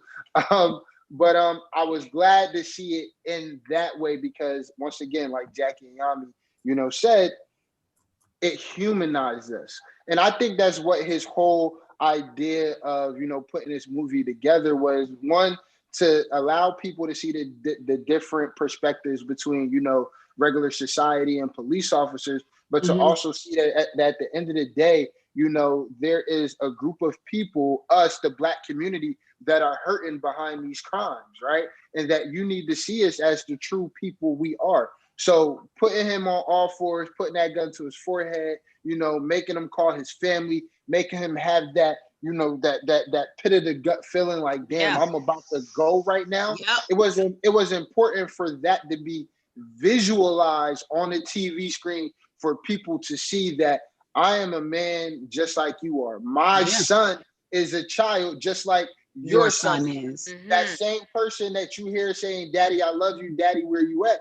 I had that as well. Oh, God. You took that from me. So realize that I'm a human just like you are. Just like you wanted to go home at the end of the night after that altercation, I wanted my son to come home at the end of the day. You have a child to go home to. I no longer do. And, the pull of that trigger, really made that officer realize it. And I think movies can play a very powerful role in our society. And we see that time and time again. And I hope that,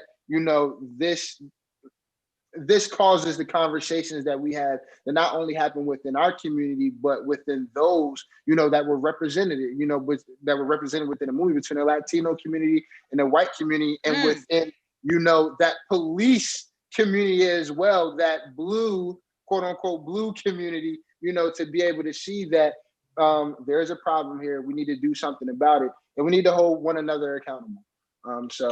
Speaking of the Latin community, remember that exchange that happened between one of the inmates and the police officer? And the fact that they didn't show subtitles on when the inmate was speaking in Spanish, just so we knew he knew Spanish. Like you are a Spanish officer, you are Hispanic, you are Latino male, and you are judging me and judging Black people and judging people, and you are within the community. Just like the white cop was saying, we can't be racist. We have a Black lieutenant. Okay. Like your associations make you less racist. But the point that was made by another inmate, he said that's like saying, I'm married, so I can't be sexist. Just because of your associations, your associations don't determine your views and your perspectives or your character. Okay. Right. So I want to kind of bring things to kind of a wrap up. All this leads up to the end of the movie, right? We all knew Link went in there with one way out, right? Yeah. In the recent civil unrest, we've seen a lack of de-escalation in almost every policing encounter. Yeah. Unfortunately, the only way they found to de-escalate the situation was to take the person's life. We realized for the first time, and possibly one of the most chilling moments, maybe not chilling moments, but an interesting moment.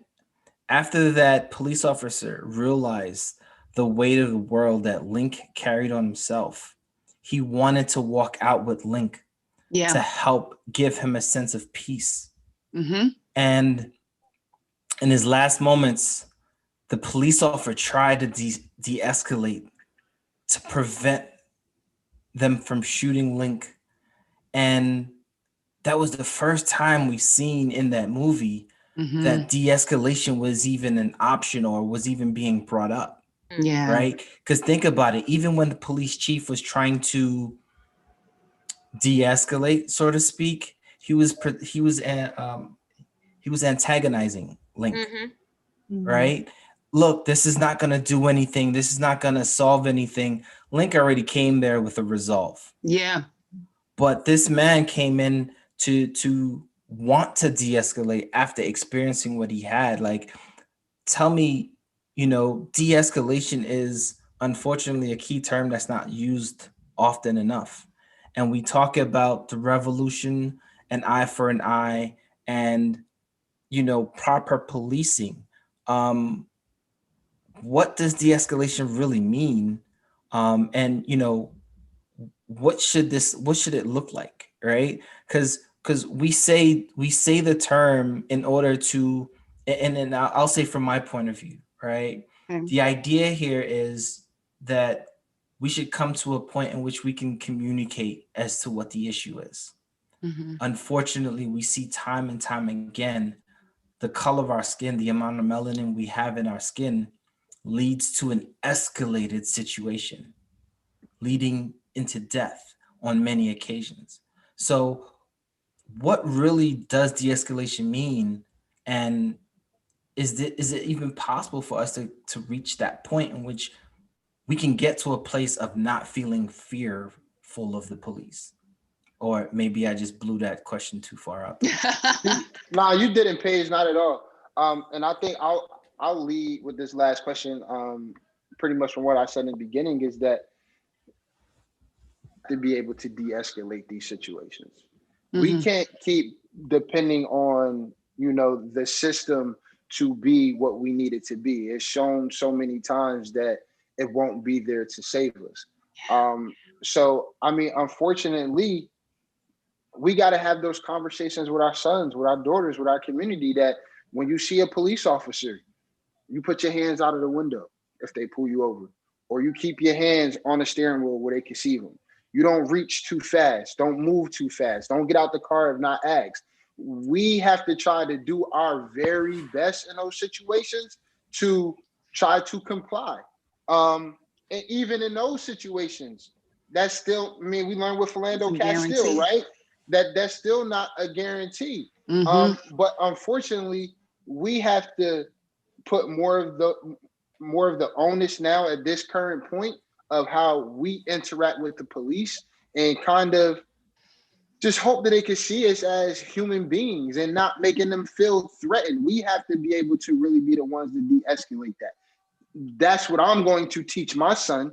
Now, when we talk about from a legislation point, from a voting point, from who I'm putting in office on a local, national level, I want to see them have more of those conversations about what type of programs they're going to implement in those police departments. But I'm not telling my son, my cousin, my daughter that, hey, the police are going to do the right thing in a situation.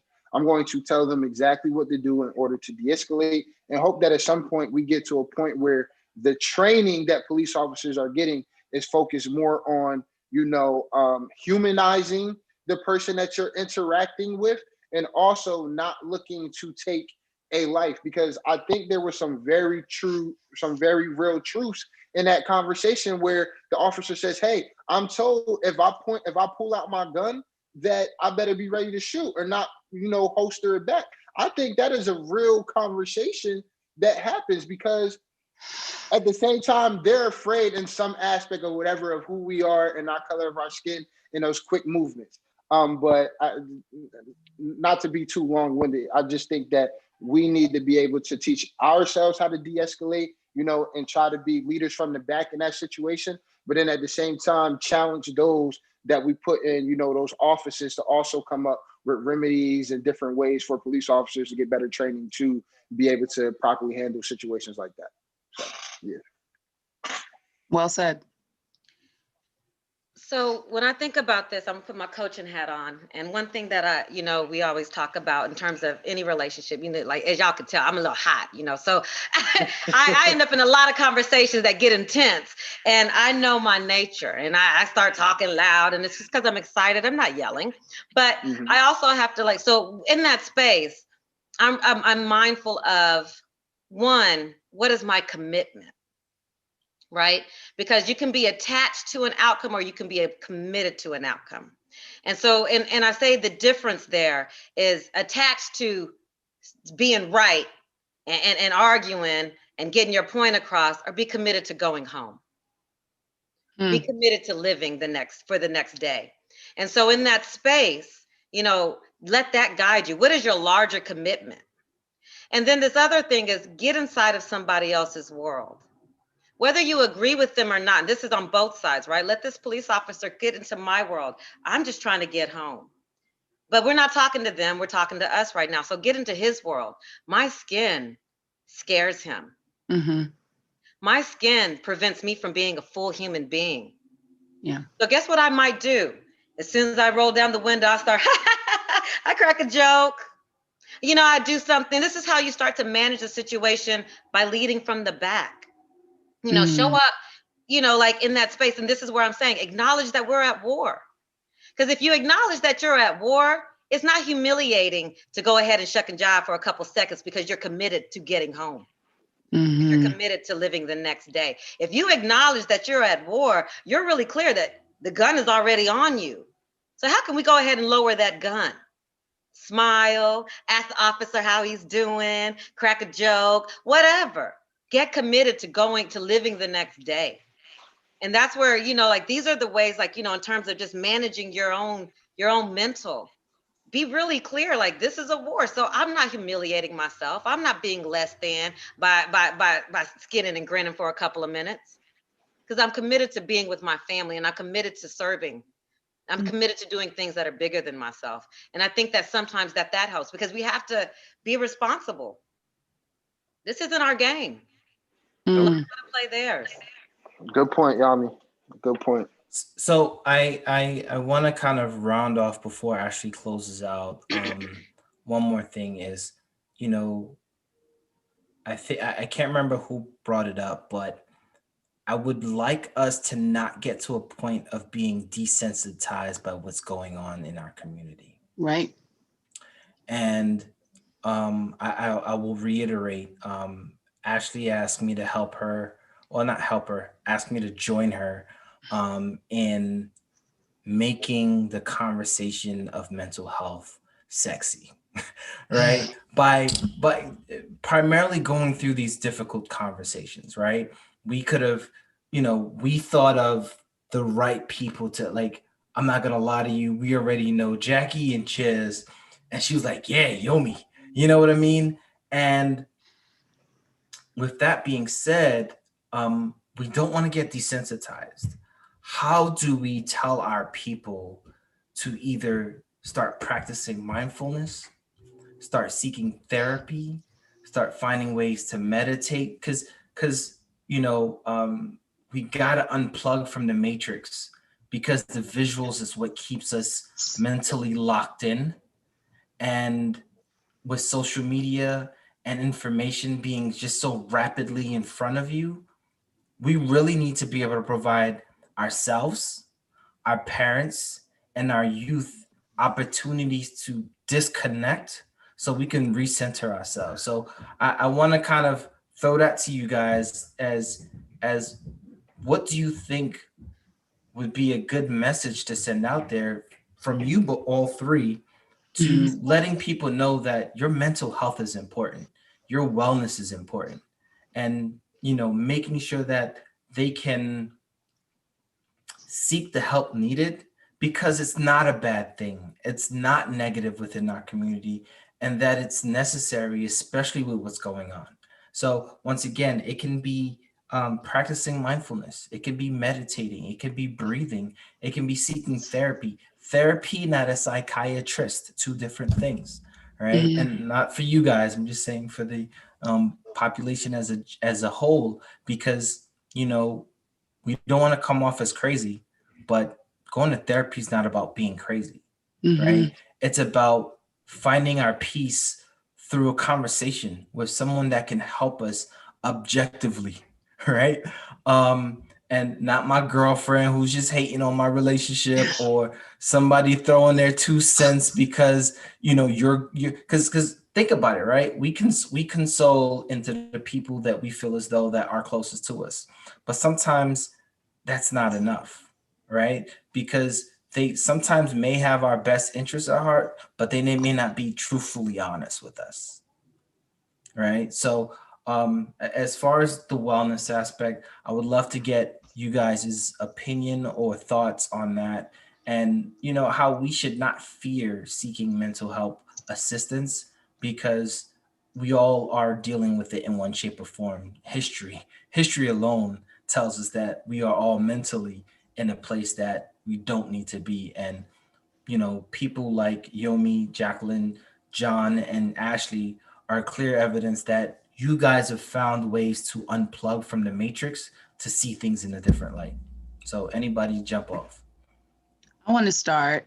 There were a couple of different things that were said in this closing question, and I want to just hit on just a few of them. And one was not desensitizing yourself And I think that's key. We can remain aware and we can remain woke without desensitizing ourselves. And in fact, Yami mentioned this earlier in the call, and we need to be okay with experiencing our full range of emotion, because without, and we know studies show, without feeling the fear and feeling vulnerable and feeling what is negatively considered as emotional, if you block all of those things out, you're blocking out joy, you're blocking out happiness, you're blocking out love.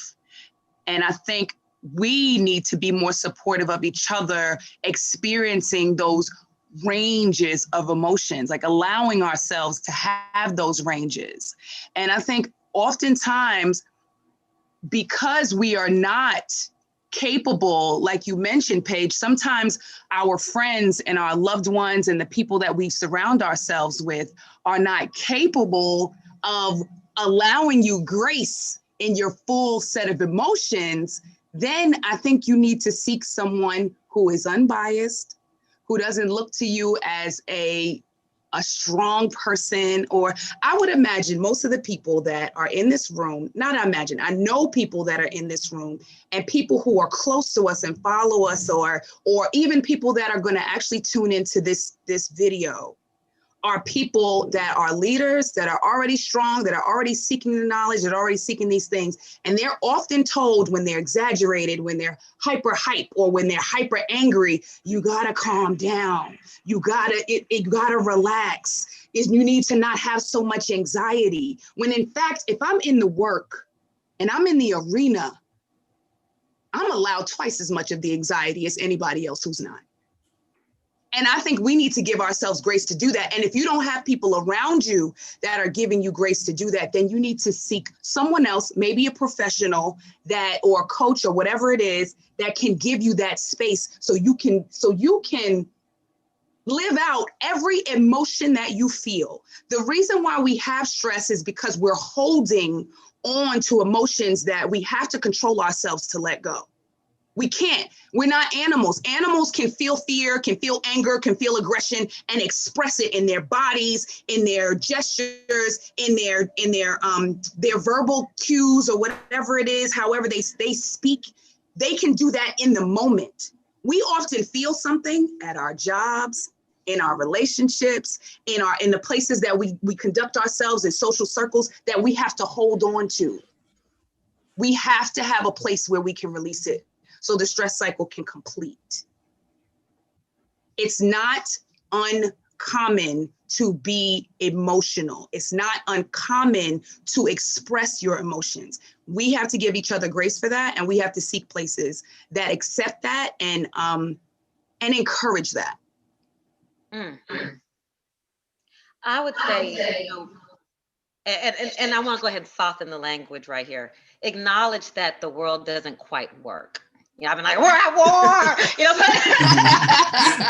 You've been saying war the whole time. Might as well. I think we're fully acknowledged at this point. I'm glad you shifted it to. Let's just say that when we acknowledge that things don't quite work, we don't have to expose ourselves to all of the evidence. Yeah. I have never watched the George Floyd video. No. I don't need to watch it. I know that things don't work. So I protect my energy by not jumping in and seeing everything that happens. I already know what's happening. You don't have to prove it to me.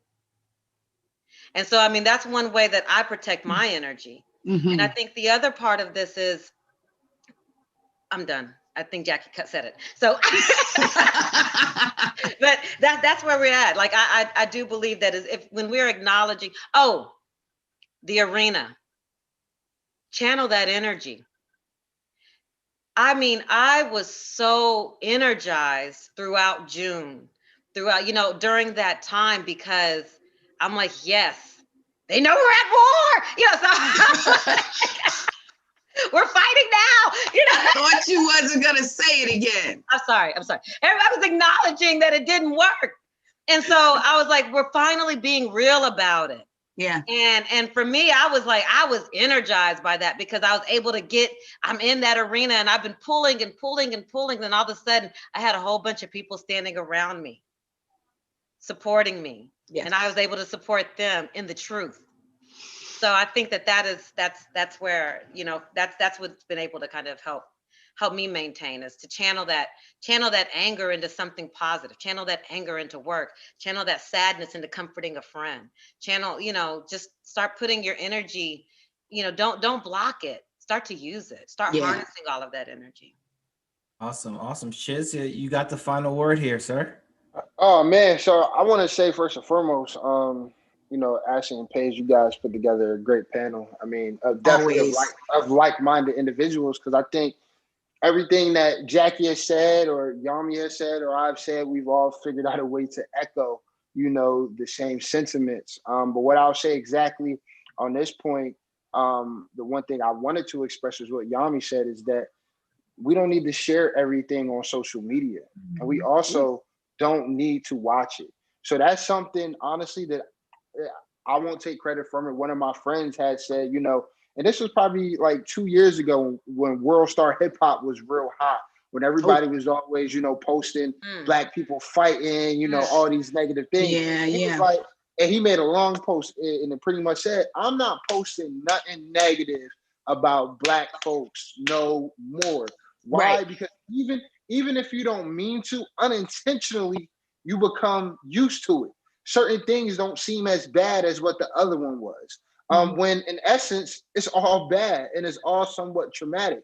So I try to be more intentional when I see things, about when the whole George Floyd situation occurred. I tried to block it as many times as I can, as to hide it, because it's traumatic. And to be quite honest with you, if we're not honest about that conversation, you do become desensitized to seeing that. Seeing someone, seeing people, seeing your own, that look like you, if it's not Sandra Bland, then it is, a George Floyd or a Breonna Taylor or, Oscar Grant. So many different names that we could go out there. You become desensitized to seeing it, where it's just like, oh, damn, another Black person died. And that should not be the feeling that we have. We should be able to grieve, but we're not even grieving properly because we're used to it. It's like another day at the office. One of the things that I kind of compare what we've been seeing a lot more lately, at least on video camera, was, I think it was back, don't give me exact time frame, but the NAACP used to hang a flag out that said another man was lynched today, every time a person was lynched. And when I looked at it, I think they said that flag, hung for like a year or so, because every day, like something was happening to a Black person. And it's like, we can't continue to, indulge in that type of, in those type of visuals and think that we're just going to be okay. You're not. You're not going to be okay. So you just have to continue to try to block out as many things as you can. Focus on your spirituality page. You said it in the beginning. If it's just something as simple as meditating, if it's something as simple as burning sage, mindfulness, trying to find, focus in whatever your faith is, in order to just try to stay sane nowadays. But don't be unapologetic about it. I mean, be unapologetic about it, and don't be afraid to seek the help that you need. And then once again, back to something that Jackie has been saying, don't judge each other. If someone comes to you to confide, don't look to judge them. Look to be as much of a support system as you can and try to guide them in the right direction.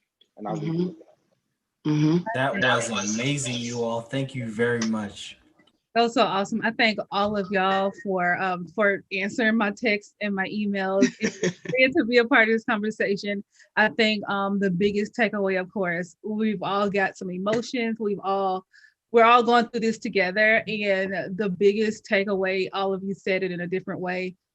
It's okay to feel those emotions, channel those emotions, and get help if you need help. Yeah. And that's all I created Cheese on My Cracker for. So I'm glad everybody said it without me telling y'all. I thank y'all so much for agreeing to open up and be vulnerable on our first YouTube live stream, because I know recording and posting the videos as opposed to opening ourselves up to the whole World Wide Web on YouTube was quite a different challenge. So I thank y'all so much. I thank everybody that is watching live or will watch this video in the future. I thank all of y'all, and